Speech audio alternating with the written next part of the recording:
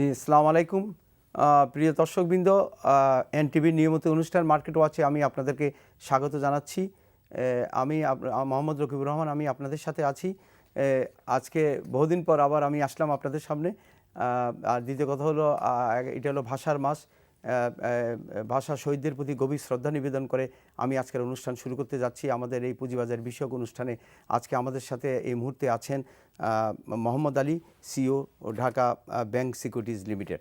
তা আপনারা আমাদের সাথে ফোনের মাধ্যমে যোগাযোগ রাখতে পারেন এবং আপনাদের যে কোনো প্রশ্ন আমরা চেষ্টা করব উত্তর দেওয়ার জন্য এবং গাইড করার জন্য।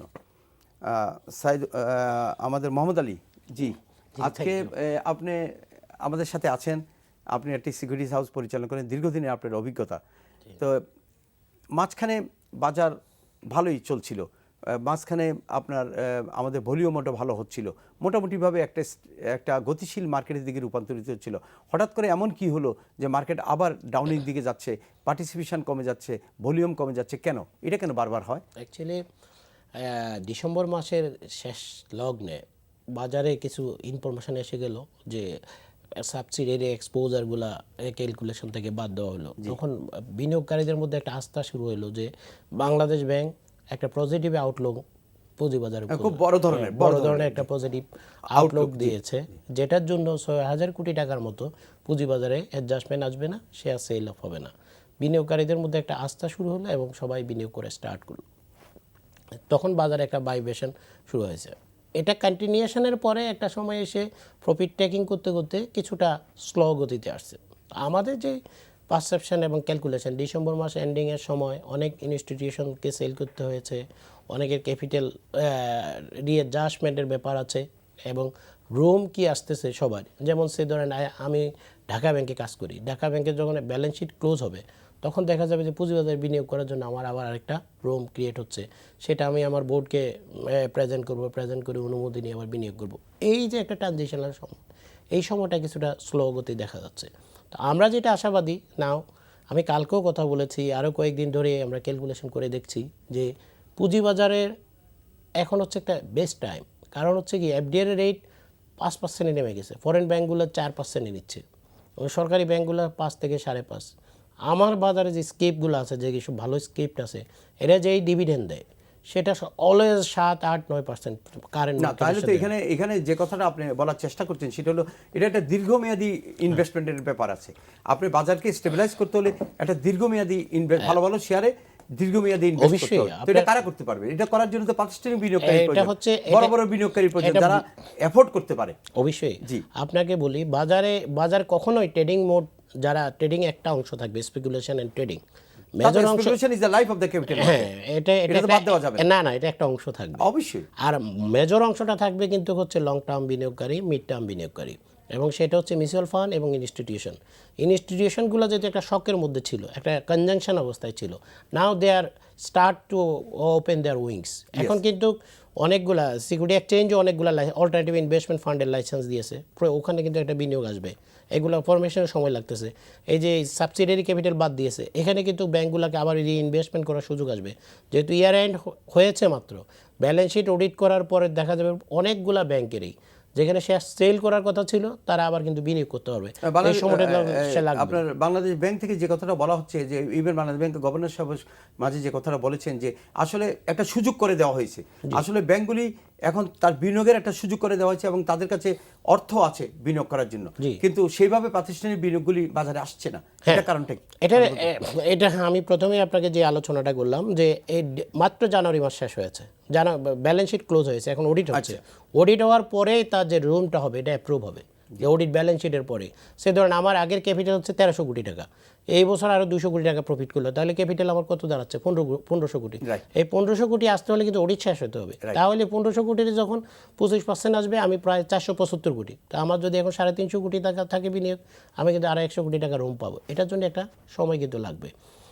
অন দ্য আদার হ্যান্ড, আপনি যদি দেখেন অল্টারনেটিভ ইনভেস্টমেন্ট ফান্ড বাজারে আসছে, তারা 200 কোটি টাকা পর্যন্ত ওপেন করতে পারে, সেখানে তারা 25% হাইয়েস্ট ট্রেডেবল সিকিউরিটিতে ইনভেস্ট করতে পারে। এখানেও কিন্তু প্রত্যেকটা ব্যাংক ইচ্ছা করলে পার্টিসিপেট করতে পারবে, এবং এটা বাংলাদেশ ব্যাংক বলে দিয়েছে যে অল্টারনেটিভ ইনভেস্টমেন্ট ফান্ডে যেই ফাইন্যান্সিংটা করা হবে, এটা ক্যাপিটাল মার্কেট এক্সপোজার হিসেবে ধরা হবে না। থার্ড ওয়ান হচ্ছে, আপনি যদি ইন্ডিভিজুয়ালদের কাছে যান, যারা high net worth customer, high net worth client, এদের কিন্তু টাকাটা আর এখন এফডিআর করতে ইন্টারেস্টেড না। আমি লাস্ট ডে একজন খুব হাই নেটওয়ার্থ ক্লায়েন্টের সাথে মিশলাম, বললো যে ভাই মাত্র 5% 15% তো ট্যাক্সে কেটে যায়, তাহলে আর কি থাকে আমাদের। তো সুতরাং এখন এই যে ফান্ড, এই যে প্রসেসগুলা, এগুলোকে বাজারে নিয়ে আসতে হবে। রাইট, বাজারে নিয়ে আসতে হবে। বাজারে নিয়ে আসার জন্য আপনারা একসময় যেটা করেছিলেন, রোড শো করেছিলেন, মানুষকে রিপ্রেজেন্ট করেছিলেন, বুঝাইছিলেন, এবং এটাই হচ্ছে সবচেয়ে একটা best time to do the job.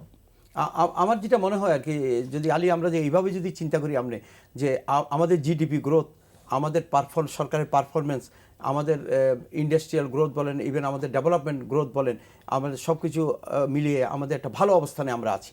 আমাদের রিজার্ভ সব কিছু মিলিয়ে আমি মনে করি মানি সার্কুলেশন থেকে আরম্ভ করি সব কিছু মিলিয়ে, সেটা কিন্তু একটা রিফ্লেকশন পুঁজিবাজারে হচ্ছে না। আমার দৃষ্টিকোণ থেকে এটা রিফ্লেকশনটা পুঁজিবাজারে এবার হচ্ছে না। কারেক্ট ইন দ্য লাইন, যে আপনি যে অংশটা বলছেন, পুঁজিবাজার যদি আমরা যারা সিকিউরিটিকে অ্যানালাইসিস করি, সিকিউরিটিকে আলাদা করি, আপনি যদি দেখেন যে মাল্টিন্যাশনাল সিকিউরিটিসগুলো দেখেন, যেগুলো বিদেশি কোম্পানির শেয়ার, এদের দেখেন এরা কত পিতে ট্রেড হয়, এদের প্রাইস কত। আপনি আসেন লিন্ডিতে আসেন, ব্যাটবিসিতে আসেন, রেনেটাতে আসেন, লট অফ শেয়ার্স। এখন হচ্ছে কি, এই অংশটা যদি দেখেন আপনি মনে করবেন যে হাই প্রাইসেস। আবার আমাদের যে লোকাল সিকিউরিটিসগুলো আছে অনেকগুলো দেখলে আপনি বলবেন যে এগুলো লো প্রাইস আছে। এইখানে যে ব্যাপারটা আছে, সিকিউরিটি এক্সচেঞ্জ কমিশন কাজ করতেছে, আপনারা যারা ঢাকা স্টক এক্সচেঞ্জও কাজ করতেছে, এবং আমরাও যারা আছি বিভিন্ন কর্নার থেকে কাজ করতেছি, যারা বাজারে শেয়ারগুলো আসছে লাস্ট ফিউ ইয়ার্স, এদের কর্পোরেট গভর্নেন্স ঠিক করতে হবে, ওদের রিপ্রেজেন্টেশন ঠিক করতে হবে, ম্যানেজমেন্ট এফিসিয়েন্সি ঠিক করতে হবে। এই লাস্ট কিছুদিন আগে আপনি যদি দেখেন যে এমন এমন শেয়ার বাজারে প্লট হয়েছে, ভালো টাকা দেওয়া হয়েছে, কিন্তু তারা এসে 1 বছর পরে ডিভিডেন্ড দিচ্ছে না, নো ডিভিডেন্ড দিচ্ছে, ইনকাম ঠিক দেখাচ্ছে না। আসলে যেটা আপনি বলতে চাচ্ছেন যে লিস্টেড কোম্পানিগুলির কর্পোরেট কালচার গড়ে তুলতে হবে, Yes. এবং তাদেরকে জবাবদিহিতার মধ্যে নিয়ে আসতে হবে, এবং তাদেরকে ইন্টারন্যাশনাল স্ট্যান্ডার্ড অ্যাকাউন্টিং ইয়েতে থাকতে হবে। এর বাইরে কিন্তু যতক্ষণ পর্যন্ত না এই অবস্থায় না আসবে, ততক্ষণ পর্যন্ত এই সকল কোম্পানির উপর বিনিয়োগকারী আস্থা ঠিক মতো আস্থা আসবে না, কারণ হচ্ছে বিনিয়োগকারী আস্থা যদি না আসে তাহলে তো ওখানে বিনিয়োগ হবে না। বিনিয়োগ হবে না। That is important. আপনি যদি দেখেন একটা কোম্পানি ধরেন এই বছর একটা ডিভিডেন্ড দিল, ওকে, এবং ফার্স্ট কোয়ার্টার একটা ভালো আর্নিং দেখালো, একজন বিনিয়োগকারী ভাবছে যে কোম্পানিটা গ্রো করতেছে, Right. এবং কোম্পানির যে প্রোডাক্টটা এটা কিন্তু মার্কেটে আছে এবং মার্কেটে এটার ডিমান্ড আছে, কিন্তু দেখা গেল যে ওনার বোনাস শেয়ারটা বিক্রি করার পরে সেকেন্ড উনি জাগলারি করে একটা ইনকাম কম দেখালো। এই অবস্থাগুলো থেকে না, এগুলো থেকে বেরিয়ে যেতে হবে। এই ধরনের কোনো সুযোগ দেওয়াই যাবে না। হ্যাঁ, কোনো লিস্টেড কোম্পানিকে এই ধরনের সুযোগ দেওয়া যাবে না। তিনি তার মনের ইচ্ছে মতো কাজটা করবেন, এটা ঠিক না, এটা করতে দেওয়া যাবে না। এই জন্য আমি মনে করি যে Bangladesh security exchange commission, stock exchange, ministry of finance, Bangladesh bank, সবাইকে মিলেমিশেই কাজটা করতে হবে। জি, আমাদের যেখানে যেখানে লুফোলস আছে, যেখানে যেখানে দুর্বলতা আছে, সেই দুর্বলতাগুলোকে আমাদের দূর করে আমাদের একসাথে কাজ করে মার্কেটকে স্টেবিলাইজ করতে হবে, মার্কেটকে গতিশীল করতে হবে। আপনাকে আমি একটা উদাহরণ দেই, security exchange commission as well as Dhaka stock, আমি তাদেরকে সাধুবাদ জানাই। সিবিও পেট্রোকেমিক্যাল নামে একটা কোম্পানি আসছে, উনি 1 বছর প্রফিট করেন নাই, কিন্তু ডিভিডেন্ড দিয়ে গেছেন। এটাকে বলা হয় dividend pay out from the capital. জি, এটা একবার এনরন করেছিল 2000 আচ্ছা, সালে। আমাদের সাথে আপনার মার্চেন্ট ব্যাংক অ্যাসোসিয়েশনের নবনির্বাচিত চেয়ারম্যান, প্রেসিডেন্ট, উনি আমাদের সাথে ফোনে আছেন, আমি ওনার সাথে একটু ফোনে কথা বলি। জি। জি, বলুন। আসসালামু আলাইকুম। প্রথমে আপনাকে ধন্যবাদ দিচ্ছি, আপনি মার্চেন্ট ব্যাংক অ্যাসোসিয়েশনের প্রেসিডেন্ট হওয়ার কারণে, এবং আপনি অনেক কাজ করছেন, চেষ্টা করছেন মার্কেটকে স্টেবিলাইজ করার জন্য। এই জন্য আমি আমার পক্ষ থেকে আপনাকে অসংখ্য ধন্যবাদ জ্ঞাপন করছি। এখন আপনি বলুন যে আমি আপনাকে জানতে চাচ্ছি যে আসলে যে আমরা তো সবাই চেষ্টা করছি, কোন কোন জায়গায় লুপহোলস আছে, আর কি লুপহোলস আছে যেগুলি আমরা ওভারকাম করলে মার্কেটকে আমরা গতিশীল করতে পারবো, একটি স্বচ্ছ জবাবদিহিতামূলক মার্কেটে আমরা পরিণত করতে পারবো। কি কি কাজ করার দরকার, কি মনে করেন আপনি, বলবেন একটু? ধন্যবাদ রাকিব ভাই। এখানে আমরা সবাই চেষ্টা করতেছি এবং বাজার কিন্তু একটা পর্যায়ে চলে আসছে। এখন আপনি যদি পিছনের দিকে তাকান, পিছনের অবস্থা থেকে বাজার কিন্তু অনেক চমৎকার একটা স্টেবল প্লেস আছে। বিনিয়োগকারীদের, আমি মনে করি যে বিনিয়োগকারীদের আস্থা অনেকটা ওভারকাম করে আসছে। যে সকল বিষয় নিয়ে আমরা আগে সমালোচনা করতাম, বিনিয়োগকারীদের আস্থা নেই বা বাজার খুব বেশি বাবল হচ্ছে, আপ এন্ড ডাউন হচ্ছে, এখন কিন্তু ওই জায়গায় আমরা নেই। বাজার কিন্তু অনেকটা ইয়ের মধ্যে চলে আসছে, এবং ইতিমধ্যে আপনি জানেন যে বাংলাদেশ ব্যাংকও আমাদেরকে কিছু সুযোগ দিয়েছেন এই পুঁজিবাজার এক্সপোজার নিয়ে, এবং আরো সুযোগ দেওয়ার চেষ্টা করছি, আরো ছোট প্রক্রিয়াধীন আছে। খুব দ্রুতই আশা করছি আমরা এটা পাবো। আমরা কিন্তু মার্চেন্ট ব্যাংক অ্যাসোসিয়েশনের পক্ষ থেকেও মাননীয় গভর্নরের সাথে দেখা করেছি। উনি আমাদেরকে খুব স্পষ্ট ভাষায় একটা ল্যাঙ্গুয়েজ বলেছেন যে আমি একটা শক্তিশালী পুঁজিবাজার দেখতে চাই। উনি আমাদেরকে বলেছেন যে উনি গতিশীল এবং শক্তিশালী জবাবদিহিতামূলক পুঁজিবাজার চান। তা আপনার আমার বা আমাদের সকলের কিন্তু প্রত্যাশা হলো একটা শক্তিশালী পুঁজিবাজার। জি। তো এই জন্য আমরা মনে করি যে আমরা তো যাদের সাথে দেখা করছি, মাননীয় বাণিজ্য মন্ত্রী, অর্থমন্ত্রী, বাংলাদেশ ব্যাংকের গভর্নর আর সিকিউরিটিজ এক্সচেঞ্জ কমিশন তো সার্বিকভাবেই আমাদের সাথে আছে। তা আমরা সবাই মিলে কিন্তু একটা শক্তিশালী পুঁজিবাজার দেখতে চাচ্ছি, এবং শক্তিশালী পুঁজিবাজারের জন্য কাঠামোগত যেই সকল পরিবর্তন দরকার ছিল এইগুলো কিন্তু হয়ে গেছে। এখন শুধু টেক আপ মুডে আছে বাজার, যে কোনো মুহূর্তেই আপনি দেখবেন যে এখান থেকে একটা ভালো গ্রোথ হয়ে গেছে। এখানে আমি মার্চেন্ট ব্যাংকের প্রতিনিধি হিসেবে আমি একটা কথা বলবো যে এখানে আমাদের একটা বড় দায়িত্ব আছে, মানসম্মত ইস্যু বাজারে নিয়ে আসা, ভালো ভালো কোম্পানিকে বাজারে নিয়ে আসা। এই ভালো কোম্পানিকে নিয়ে আসার জন্য কিন্তু এখানে আমাদের পলিসিগত সাপোর্ট লাগবে। যেমন আসন্ন বাজেট আছে, বাজেটে কিছু ইনসেনটিভ দরকার ভালো কোম্পানিগুলো যারা লিস্টেড হবে। তারা কেন লিস্টেড হবে, তাদের জন্য কিন্তু আকর্ষণীয় কিছু থাকা, ট্যাক্স ইনসেনটিভ বা ইনডাইরেক্ট ইনসেনটিভ কিছু তাদের জন্য ক্রিয়েট করতে হবে। সেই জায়গাতে আমার মনে হয় আমাদেরকে সম্মিলিতভাবে সবাইকে একটু ইফোর্ট দিতে হবে। যদি আমরা এই জায়গাটা ইফোর্ট দিতে পারি, তাহলে আমরা ভালো মানের কোম্পানিগুলোকে বাজারে নিয়ে আসতে পারবো এবং বিনিয়োগকারীদের আগ্রহ আরো বেশি যাবে। আমি রিসেন্টলি বিনিয়োগকারীদের সাথে বিভিন্ন পর্যায়ে কথা বলে দেখছি, আগের চেয়ে তারা অনেক বেশি কনফিডেন্স কিন্তু এখন বাজারে, অনেক বেশি আগ্রহ বাজারে নিয়ে কিন্তু সবাই আশাবাদী। তো এই জায়গাটাতে পলিসি সাপোর্টটা খুব জরুরি, ভালো মানের। আমরা সবসময় বলি যে মানসম্মত স্টক বাজারে নিয়ে আসার জন্য সাইদুর, আপনি আমাদের সাথেই থাকুন, আমরা আবারও আপনার কাছে আসবো। যে আলী, সাইদুর যে কথা তো বলতেছিল যে কোয়ালিটি সম্পন্ন কোম্পানিগুলিকে নিয়ে আসা, দ্যাটস দ্য পয়েন্ট। আপনি দেখেন 2010 সালকে বলা হয় ডিবাকাল ইয়ার, মানে আপনার বোম হয়ে গেছে স্টক মার্কেট, কিন্তু ওই সময়ে যেসব ভালো কোম্পানি ছিল তাদের শেয়ার কিন্তু এখন twice and more than that. আপনি ইন্টারেস্ট ডিডাকশন করার পরেও দেখবেন যে ভালো আছে। পুঁজিবাজারের মূল স্ট্যান্ড কিন্তু হচ্ছে গুড কোম্পানি। পুঁজিবাজারের স্ট্যান্ড কিন্তু রেগুলেশন না, আপনি সাস্টেইনেবল কোম্পানি, যে কোম্পানির বিসিপি আছে, বিজনেস কন্টিনিউটি প্ল্যান আছে, প্রোডাক্ট আছে, অ্যাডাপ্টেবিলিটি আছে। আপনি কোনো টেকনোলজিক্যাল চেঞ্জ হওয়ার সাথে সাথে তার প্রোডাক্ট চেঞ্জ করতে পারছে। আপনি যদি দেখেন বাংলাদেশে যে ফার্মাসিউটিক্যাল কোম্পানিগুলো দেখেন, এরা কিন্তু বড় ধরনের একটা অপরচুনিটি পেয়েছে যে আরও 17 বছর পর্যন্ত তারা লাইসেন্সিং ফি দিতে হবে না। তো এখন যদি যা রেগুলেশনের মধ্যে যারা আছে, যারা ভালো কোম্পানি আছে, ভালো অ্যাডাপশন, রিসার্চ ডেভেলপমেন্ট আছে, এরা কিন্তু আমাদের যে অসংখ্য জনগণ যে ওষুধের যে ডিমান্ড, এখানে কিন্তু ডেভেলপ করবেই। এখন আপনাকে যাদেরকে আপনি ইস্যু বাজারে আসতে দিবেন, সাইদুর ভাই একটু আগে যে কথাটা বললো, যে তাদের ম্যানেজমেন্ট কোয়ালিটি কি, ইফিসিয়েন্সি কি এবং অ্যাডাপশন পাওয়ার কি। আরেকটা জিনিস যেটা ইন্টারন্যাশনালি সব জায়গায় আছে, বিজনেস কন্টিনিউটি প্ল্যান, বিসিপি বলা হয়।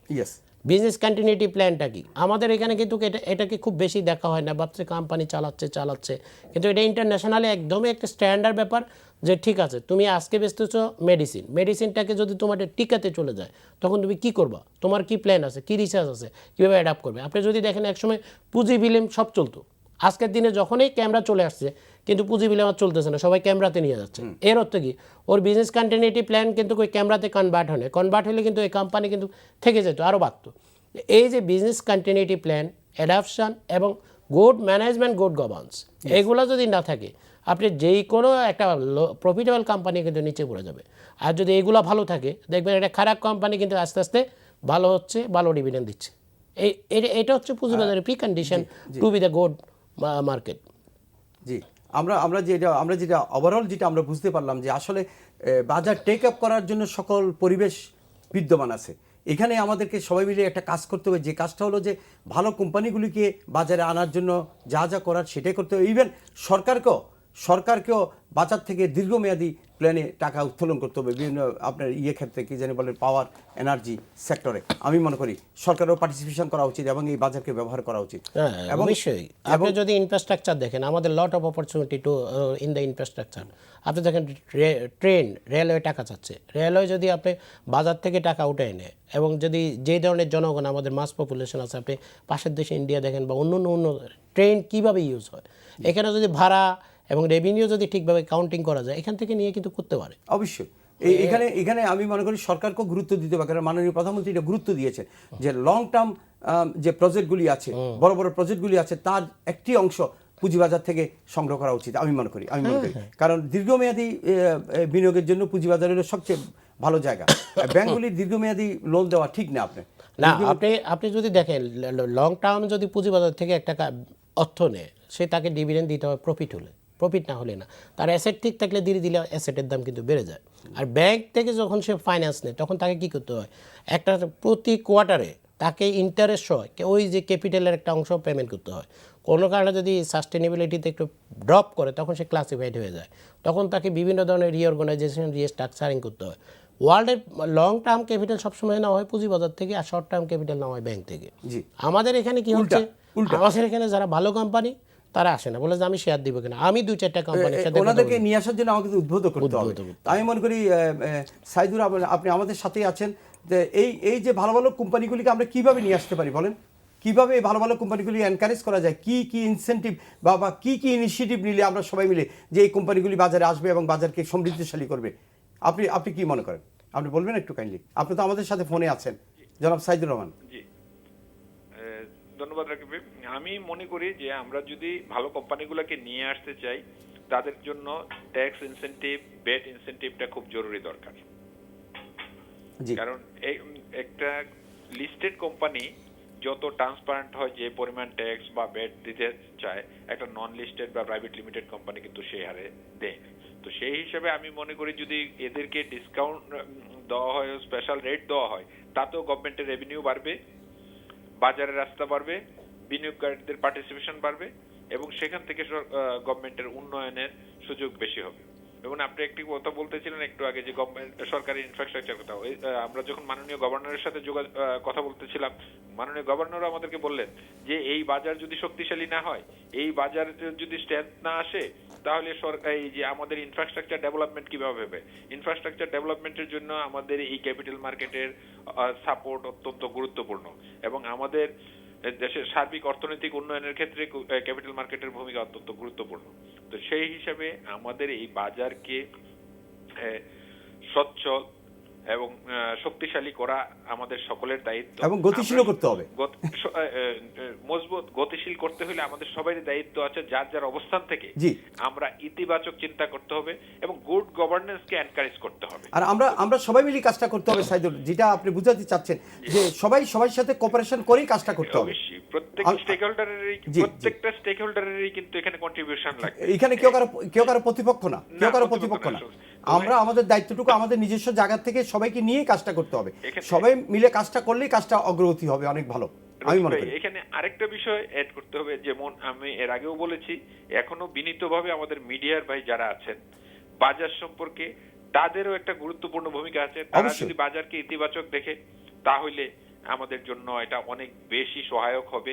মানুষের অ্যাওয়ারনেসের ক্ষেত্রে তারা, এই বিনিয়োগকারীদের অ্যাওয়ারনেসের ক্ষেত্রেও তারা গুরুত্বপূর্ণ ভূমিকা পালন করতে পারে, আবার বাজারের উন্নয়নের ক্ষেত্রেও তারা কিন্তু গুরুত্বপূর্ণ ভূমিকা। অত্যন্ত গুরুত্বপূর্ণ কথা বলেছেন আপনি। জি, তো এখানে মাঝে মধ্যে আমরা দুই একটি গণমাধ্যমের মধ্যে দেখি যে একটু বিনিয়োগকারীদেরকে বিভ্রান্ত করা বা একটু হতাশ করার মতো কিছু হয়ে যায়। তো সেই জায়গাটাতে আমরা সর্বস্তরের মিডিয়ার ভাইদেরকে বিনীতভাবে অনুরোধ করতে চাচ্ছি, তারা যেন বুঝে শুনে বা প্রয়োজন বোধে আমাদের সাথে যোগাযোগ করে, merchant bank association, brokers association, আপনার স্টক এক্সচেঞ্জ, সবাই সাথে প্রয়োজন তার সাথে যোগাযোগ করে যেন ব্যাখ্যা দেয়। আমি রকিব বেগেন একটা জিনিস অ্যাড করতে চাচ্ছি, যেমন একটি মিডিয়াতে আমরা একটা নেতিবাচক নিউজ আজকেও দেখেছি, কিন্তু আমি স্পষ্টভাবে বলতে চাই যে ব্রোকার্স অ্যাসোসিয়েশন এবং মার্চেন্ট ব্যাংকার অ্যাসোসিয়েশনের মধ্যে অত্যন্ত স্ট্রং একটি বন্ডেজ, এবং ইতিমধ্যে আমরা একসাথে মিটিং করেছি। মিটিং করে আমরা দুই অ্যাসোসিয়েশন থেকে 3 জন করে মেম্বার দিয়ে 6 জন মেম্বারের একটি সাব কমিটি করে দিয়েছি, বাজার উন্নয়নে যারা সার্বক্ষণিক বাজারের বিষয়াদি নিয়ে চিন্তা করবে, এবং প্রয়োজন আমাদেরকে জানানোর পরে আমরা সংশ্লিষ্ট যে কোনো পক্ষে, এটা সিকিউরিটিজ এক্সচেঞ্জ বা সরকারের যে কোনো পর্যায়ে যোগাযোগ করা, তাদেরকে অবহিত করার বিষয়ে আমরা কাজ করব একসাথে। কিন্তু তারপরেও দেখা যাচ্ছে যে মিডিয়াতে নেতিবাচক তথ্য বা সংবাদ প্রচার করে। তো সেই জন্য আমাদের বিনীত অনুরোধ, তারা যেন একটু সতর্কতার সাথে তথ্যাদি প্রচার করেন এবং আমাদেরকে প্রয়োজনে যোগাযোগ করেন। আমি সাইদুর, আপনি আমাদের সাথে ফোনে থাকুন, আমরা আবার আপনার কাছে ফিরে আসবো। আলী, যে কথাটা সাইদুর বলতেছিলেন যে মিডিয়া তো একটা স্ট্রং রোল প্লে করতে পারে। মিডিয়ার আগে আমি আরেকটা কথায় আসি আপনাদের। সাইদুর ভাই একটা রাইটলি পয়েন্ট আউট করেছে যে একটা লিস্টেড কোম্পানি যে ট্যাক্স কেমন দেয় আর একটা নন লিস্টেড কোম্পানি কি ট্যাক্স দেয়। একটা নন লিস্টেড কোম্পানি কিন্তু অনলি তার প্রফিটটা হচ্ছে স্পন্সরের কাছে যায়, উনি অনেক সময় দেয় না, উনি ডিভিডেন্ড দেয় না, উনি কি করে কোম্পানিতে থেকে যায়, আর একটা লিস্টেড কোম্পানি কি লিস্টেড করে কোম্পানি তো আপনি বছর শেষে ডিভিডেন্ড দেয়। দিতে হলে তাকে পরিপূর্ণভাবে সব পরিপালন করে আসতে হয়। হ্যাঁ, পরিপালন করতে হয়, ডিভিডেন্ড দেয়। দেখেন, একবার কিন্তু গভর্নমেন্ট ট্যাক্স পাচ্ছে কোম্পানি থেকে, আবার যখন ডিভিডেন্ড দিচ্ছে ইন্ডিভিজুয়ালের হাতে যাচ্ছে 25% বাদ যাওয়ার পর, 25,000 বাদ যাওয়ার পর আবার ট্যাক্স পাচ্ছে। সুতরাং সরকার যেহেতু এখানে দুইভাবে ট্যাক্স পাচ্ছে, ট্যাক্স অন ট্যাক্স, না, তারপর আরো দেখেন আপনি যদি আপনার টার্নওভার যদি ভালো হয় সেখান থেকে সরকার একটা সরকার source ব্যাট tax পাচ্ছে। তারপরে এখানে ধরেন অডিট কমিটি থাকে, বোর্ড অফ ডাইরেক্টরস একটা ট্রান্সপারেন্সি থাকে, অ্যাকাউন্টেবিলিটি থাকে। সুতরাং এখানে কিন্তু সরকার প্রভূত পরিমাণ ট্যাক্স পায়। যেহেতু প্রভূত পরিমাণ ট্যাক্স পায়, যেসব কোম্পানিগুলোর প্রসপেক্ট আছে বাজারে আসার মতো, সরকারের উচিত তাদেরকে একটা কনসেশনাল রেট প্রথম 5 বছর দেওয়া। তাহলে হবে কি, তারা বাজারে আসবে। বাজারে আসলে দুইটা লাভ হবে। একটা হচ্ছে সরকার কিন্তু দুইভাবে ট্যাক্স পাচ্ছে, একটা হচ্ছে প্রথম কোম্পানি থেকে ট্যাক্স পাচ্ছে, আবার ইন্ডিভিজুয়ালের হাতে যখন ডিভিডেন্ড যাচ্ছে ওখান থেকে সে আবার ট্যাক্স পাচ্ছে। আর সেকেন্ড জিনিসটা হচ্ছে কি, বাজারটা ভালো হবে, বিনিয়োগকারীদের পার্টিসিপেশন বাড়বে। সুতরাং সরকারকে এই একটা অংশ যাইতে হবে। মিডিয়ার বিষয়টা নিয়ে যদি সাইদুল ভাই যেটা বলছে, come to the second line, media আসলে বুঝে এবং প্র্যাগম্যাটিকভাবে রিপোর্টগুলো করা উচিত। আমি নিজেও অনেক রিপোর্ট দেখেছি যেগুলো হচ্ছে বাস্তবতার সাথে সামঞ্জস্য না। ধরেন একটা সাবসিডিয়ারি কোম্পানি লোন পেয়েছে, প্যারেন্ট যে কোম্পানিটার লিস্টিং আছে তার উপর চালাই দিয়েছে, বাজারে শেয়ারের দাম বেড়ে গেছে। এগুলো কিন্তু প্রাইস সেন্সিটিভ ইনফরমেশন এবং কন্ট্রাভেনশন টু দ্য ল। অনেক সময় দেখা গেছে যে আরেকটা কন্ট্রাক্ট করছে, তার একটা সিস্টার কনসার্ন, এটা বলতেছে মেইন কোম্পানি করেছে। এই যে মিডিয়া এগুলো করে, এগুলো কিন্তু প্রাইসকে ইনসিস্ট করে। বাজার খুব সেন্সিটিভ, Sensitive পুঁজি বাজার পৃথিবীর সব দেশে সেন্সিটিভ। আমি মনে করি আমাদের যারা আমাদের মিডিয়ার যার যে সকল ব্যক্তিত্ব, যে সকল সফল সাংবাদিক আমাদের এই পুঁজিবাজারের সাথে জড়িত, পুঁজিবাজারের উপর লেখা, আমরা মনে করি ওনারা অত্যন্ত দায়িত্বশীল। আমি দৃঢ়ভাবে বিশ্বাস করি যে ওনারা অত্যন্ত কোঅপারেশন করবেন, যে কোঅপারেশনের বিনিময়ে একটি সুন্দর এবং সুস্থ গতিশীল পুঁজিবাজার গড়ে উঠবে, আমি দৃঢ়ভাবে বিশ্বাস করি। এবং নেগেটিভ টেন্ডেন্সি না নিয়ে কোনো রিপোর্ট বা কোনো জায়গায় যদি বোঝার দরকার হয়, এই কোম্পানির সাথে বুঝতে পারে। যেমন মার্চেন্ট ব্যাংক আছে, ঢাকা স্টক এক্সচেঞ্জেরও কিন্তু একটা মিডিয়া উইং আছে, ওনাদের সাথে বুঝতে পারে, বুঝে ওনারা অনেক সময়ই ভালো করে। আমি আর একটা জিনিস আমি মনে করি যে আলী, যে মার্চেন্ট সাইদুর যেটা বললো, merchant bank association, broker association, তারা কিন্তু একটা যৌথ কমিটি করেছে, অত্যন্ত অত্যন্ত গুরুত্বপূর্ণ। এই যে ব্যাপারটা অত্যন্ত গুরুত্বপূর্ণ। আবার merchant bank, Dhaka stock exchange, আবার বাংলাদেশ সিকিউরিটি এক্সচেঞ্জ সর্বতভাবে চেষ্টা করছেন একটি গতিশীল পুঁজিবাজার গড়ে তোলার জন্য। বাংলাদেশ ব্যাংক চেষ্টা করছেন, হয়তো যে কাজগুলি আমরা চাচ্ছি তড়িৎ হচ্ছে না, কিন্তু আস্তে আস্তে তো হচ্ছে। এবং প্রাতিষ্ঠানিক বিনিয়োগকারীগুলি আমার মনে হয় আস্তে আস্তে এগিয়ে আসবে। আমার মনে হয় হতাশ হওয়ার কোনো কারণ নেই। আমরা সাইদুর আমাদের সাথে ফোনে আছে। সাইদুর, আপনি কি বলেন, হতাশার কোনো জায়গা আছে নাকি? হতাশ হওয়ার কিছু আছে? ধন্যবাদ রকিব ভাই। জি, হতাশ হওয়ার মতো ন্যূনতম কোনো জায়গা নেই। আমি একটু আগে আপনাকে কোট করেছিলাম, মাননীয় বাংলাদেশ ব্যাংকের গভর্নর মহোদয় বলেছে শক্তিশালী বাজার দেখতে চান, সেই অনুযায়ী সেই বক্তব্যটা উনি ওনার মনিটারি পলিসিতে বলেছেন। এবং ওনারা বলেছেন পর্যায়ক্রমে যা যা সাপোর্ট দরকার বাজারে তারা দিবে। জি, উনি বলেছেন। জি, পর্যায়ক্রমে। জি, পর্যায়ক্রমে। কারণ ওনারা তো একটা আইনগত কাঠামোর মধ্যে কাজ করেন। জি, তো হঠাৎ করে ইচ্ছে করলেই কোনো কিছু করতে পারে না। আইনগত কাঠামোতে তারা বাজারকে খুব কাছ থেকেও অবজার্ভ করছে, যেখানে বাজারে যেই ধরনের সাপোর্ট দরকার সেই সাপোর্টের ব্যাপারে কিন্তু বাংলাদেশ ব্যাংক তথা সরকারের বিভিন্ন মহল কিন্তু যথেষ্ট আন্তরিক। আমরা সরকারের বিভিন্ন পর্যায়ে, আপনি জানেন যে সরকারের বিভিন্ন পর্যায়ের অনেকের সাথে আমরা দেখা করেছি, কথা বলেছি, প্রত্যেক থেকেই কিন্তু আমরা একটা ইতিবাচক ধারণা পেয়েছি। কারণ প্রত্যেকেরই কিন্তু একটা লক্ষ্য যে এই বাজারটা শক্তিশালী হলে সরকারের শুধু রাজস্ব বৃদ্ধি পাবে তা নয়, সরকারের উন্নয়ন কর্মকাণ্ডের সর্বস্তরে এই বাজারের সরাসরি ভূমিকা থাকবে। তো সেই জন্য আমরা এই বাজারকে শক্তিশালী এবং ইতিবাচক ধারায় রাখার জন্য সরকারের বা সংশ্লিষ্ট সকল পক্ষেরই কিন্তু আমরা ইতিবাচক মনোভাব দেখেছি। এবং বিনিয়োগকারীদের সাথেও এই রিসেন্টলি যে আলোচনা হয়েছে, বিনিয়োগকারীদের মধ্যে প্রাতিষ্ঠানিক বিনিয়োগকারী, ইন্ডিভিজুয়াল লেভেলে বিভিন্ন পর্যায়ের লোকদের সাথে, আমি একজন ব্রোকার হিসেবে আমার কিন্তু সবার সাথেই মোটামুটি যোগাযোগ হয়, কিন্তু আমরা দেখছি সবার মধ্যে একটা আগ্রহ তৈরি হয়েছে রিসেন্টলি। এখন এই আগ্রহটা পর্যায়ক্রমে বাস্তবায়ন হবে। এবং দেখবেন, আপনি যদি একটু লক্ষ্য করেন দেখবেন যে গত 6 মাসে কিন্তু ইন্ডেক্স হয়তো 10-20 পয়েন্ট কমে আবার 20 পয়েন্ট বাড়ে, একটা জায়গায় কিন্তু স্টেবল। তার মানে কি, যে এখন আর বিনিয়োগকারীরা আগের মতো হতাশ নয়, বিনিয়োগকারীরা এখন আস্থা পেয়েছে এবং বিনিয়োগকারীরা এখন কিন্তু শেয়ার হোল্ড করা শিখেছে, হোল্ড করতেছে, যার কারণে কিন্তু আপনার ইন্ডেক্সের কিন্তু কোনো বড় রকমের মুভমেন্ট দেখছেন না, ডাউন বা ফলিং এরকম দেখছেন না। এখন যেহেতু একটা জায়গায় আমরা স্টেবল হয়েছি, আমরা বিশ্বাস করতেছি এখান থেকে জাস্ট টেক আপ করবে এবং জি জি সাইদুর, আমিও দৃঢ়ভাবে বিশ্বাস করি। সাইদুর, যে জিনিসটা আপনি বলছিলেন আর কি, আমার মনে হয় যে আলটিমেটলি প্রাতিষ্ঠানিক বিনিয়োগকারীগুলি স্বল্প সময়ের মধ্যে বাজারে তাদের রোল প্লে করা শুরু করবে আমি মনে করি। আর আরেকটা জিনিস, আলী, সাইদুর আপনি থাকতে পারেন আমাদের সাথে, আমরা যদিও আমাদের সময় অনেক কম, দেখি আমি আপনার কাছে আবার আসতে পারি কিনা। যে আলী, যে জিনিসটা আমার কাছে মনে হচ্ছে যে প্রাতিষ্ঠানিক বিনিয়োগকারী বা আপনাদের ব্রোকার হাউসগুলো কি ডে টু ডে ট্রেডিং করে নাকি অনেক বেশি? না না না, যে আজকে কিনলেন কালকে আমাদের দিলেন। আমরা যেহেতু বাজারে একটা অংশ, আমরা যারা পোর্টফোলিও ম্যানেজ করি, আমরা যারা ম্যানেজ করি, উই হ্যাভ এ মানে লার্জ পোর্টফোলিও। তো আমাদের 40% হচ্ছে 5 ইয়ার্স অ্যাবাভ লং, গুড, আর 30% হচ্ছে মিড, আর 30% হচ্ছে আপনার হচ্ছে এটা ট্রেডিং মডেল। Very good. এর কারণ হচ্ছে এটা হচ্ছে আইডিয়াল একটা পোর্টফোলিও ম্যানেজমেন্টের থট, এবং এটা আমরা রাখি। আমরা এই 5 বছরে এই শেয়ার কি হচ্ছে আমরা দেখব না, আমরা দেখি কোম্পানিটা এখন এই অবস্থায় আছে, 5 বছরে একটা জায়গায় যাবে, তারপর আমরা দেখব আমাদের ইনভেস্টমেন্টটা স্কোয়ার করবো কিনা। কারণ ডেইলি ট্রেডিং করি শেয়ার বাজারে, আপনি বাজার ভাইব্রেশনের জন্য একটা অংশ থাকবে, না হলে তো আপনার বাজার ট্রেডিং অবশ্যই সেটা আমরা 30%, আর 30% হচ্ছে 2 to 3 years mid term investment. তো সঙ্গত কারণে আমরা যারা আছি এবং আমরা যারা পোর্টফোলিও ম্যানেজ করি অ্যাজ এ ব্রোকার, আমার পোর্টফোলিও আপনি মনে করতে পারেন বাজার সব ব্রোকার থেকে বড়, ইভেন আইসিবি থেকেও বড়। কারণ আমি দেখেছি যে আমার 30%-এর অ্যাবাভ রিটার্ন আসে কিন্তু পোর্টফোলিও থেকে। কারণ হচ্ছে কি, শেয়ার হোল্ড না করলে কিন্তু আপনি ব্যবসা পাবেন না, আপনাকে শেয়ার হোল্ড করতে হবে। অবশ্যই আপনি 2 টাকা বাড়লে মারবেন, আবার 2 টাকা বাড়লে কমবে, সেটা না, একটা অংশ হয়তো আপনার থাকবে। ওইরকম প্রাতিষ্ঠানিক বিনিয়োগকারী পোর্টফোলিও যারা করে মিউচুয়াল ফান্ড, তারা যদি এরকম কেনা বেচা করে তাহলে তো মার্কেট গতিশীল হবে না। তারা এরকম করলে বায়ার থাকবে না, বায়ার থাকবে না, মার্কেট গতিশীল হবে। এটা হচ্ছে কারো এক ধরনের হচ্ছে একটা মেসেজ। কারণ হচ্ছে কি, আমি একটা শেয়ার ধরেন 10 লাখ কিনি, তো 10 লাখ শেয়ার কি একদিনে বিক্রি করা সম্ভব না? 10 লাখ শেয়ার একটা প্ল্যানিং করতে, হ্যাঁ, আমাকে প্ল্যান করতে হয় যে শেয়ারটা ধরেন 2 বছর ডিভিডেন্ড খাওয়ার পরে তারপর আমি আস্তে আস্তে হয়তো ডিভিডেন্ডটা বেচে দেবো, আমার ইনভেস্টমেন্টটা উঠে আসবে, ক্যাপিটালটা থেকে যাবে। আমরা ওইভাবে প্ল্যান করি, এবং প্রত্যেক আমি আইসিবিতেও দেখেছি, এবং যাদের বড় বড় পোর্টফোলিও আছে তাদের এই হচ্ছে এবং বাংলাদেশে বেশ কিছু লাইভ। তাহলে যেটা আমরা সাইদুর থেকে যেটা আমরা বুঝলাম, আলী আপনি যে কথা আপনারা বলছেন সব মিলে এটাই হলো যে আমরা সবাই যদি সবার জায়গা থেকে একটি সমন্বয়ের মাধ্যমে কাজ করি, তাহলে আমার মনে হয় পুঁজিবাজারকে পিছিয়ে তাকাতে হবে। ওয়ার্ল্ডের যে একটা গতিশীল পুঁজিবাজার, ওয়ার্ল্ডের যে ওয়ারেন বাফেটের হিস্টরি এবং যারা বড় বড় ইনভেস্টর তাদের হিস্টরি যদি আপনি দেখেন, কেউ কিন্তু 5-7 বছর শেয়ার রাখার পরেই যে আমাদের গেইন পেয়েছে। থ্যাংক ইউ আলী, আমাদের সাথে আসার জন্য আপনাকে অসংখ্য ধন্যবাদ।